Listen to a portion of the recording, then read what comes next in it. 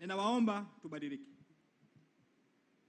Sitegemei, na maelekezo yangu Katibu Mkuu, fuatilia mashine hizo. Hii mashine ya Angel Suit ina kazi nyingi.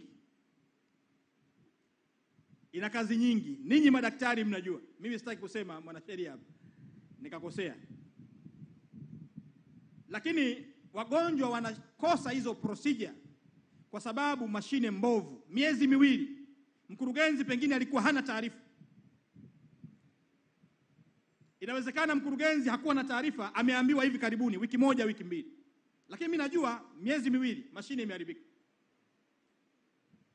Lakini ipo mashine hapo Moi iliharibiwa na baadhi ya watumishi kwa uzembe. Katibu Mkuu, taarifa ya uchunguzi niipate mezani kwangu ndani ya wiki mbili. Tumeambiwa helium ikamwagika, mashine ikaharibika, na viongozi wapo.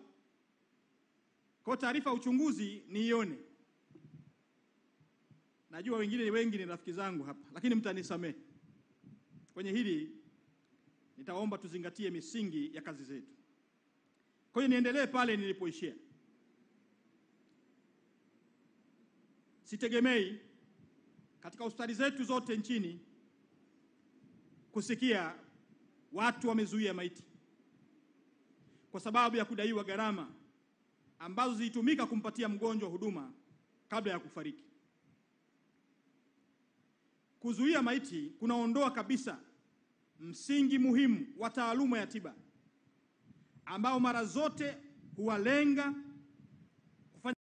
The heart of Africa, a new kind of school is rising. Freedom International Schools Africa. We are Africa. Kwenye utoaji wa huduma za tiba.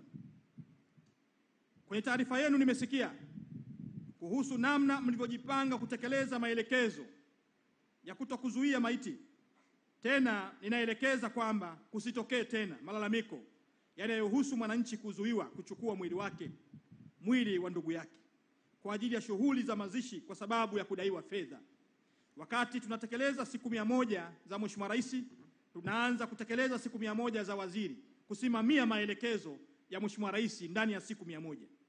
Ndugu washiriki, tumesikia kuhusu mpango wa kuijenga Muhimbili mpya ya kisasa kabisa inayoendana na teknolojia ya sasa. Nichukue nafasi hii kumpongeza kwa dhati mwenyekiti wa bodi pamoja na management ya Hospitali ya Taifa Muhimbili. Hongereni sana.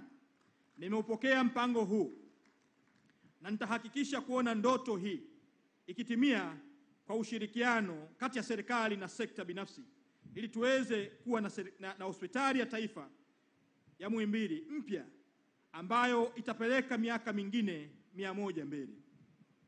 Ndugu washiriki, kutokana na unyeti wa sekta hii ya afya, wananchi wanatutegemea sana na wanataka huduma zilizo bora. Sasa ninayo maelekezo muhimu katika maeneo 6 kama ifuatavyo. 1. Uimarishaji wa huduma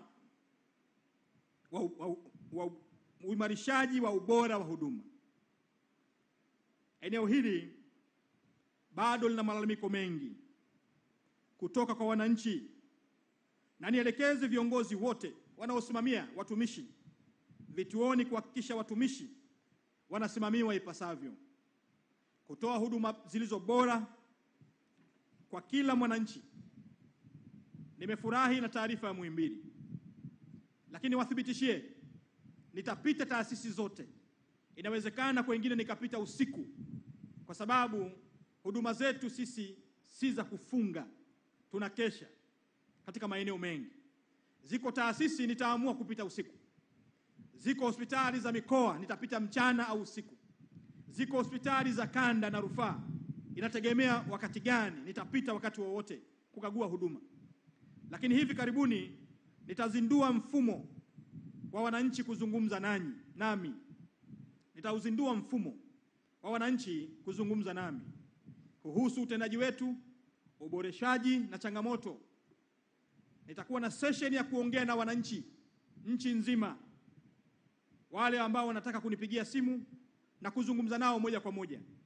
nitatenga kila mwezi, nitakuwa na siku moja ya kuzungumza na Watanzania kuhusu sekta ya afya. Ninaomba wakati tunarekebisha mfumo huu ambako ninakuelekeza Katibu Mkuu, hakikisha mfumo huu umekuwa tayari na ninauzindua mara moja, ikiwezekana isizidi wiki moja, ili nipate maoni ya Watanzania. Mtumishi aliyefanya vizuri tuweze kumpongeza. Pale ambapo tumekosea, kuanzia kwenye zahanati, kwenye vituo vya afya, kwenye hospitali za wilaya, hospitali za mikoa, kwenye hospitali za kanda, hospitali za rufaa, taasisi zetu zote na hospitali hii maalum muhimu, hospitali ya taifa Muhimbili.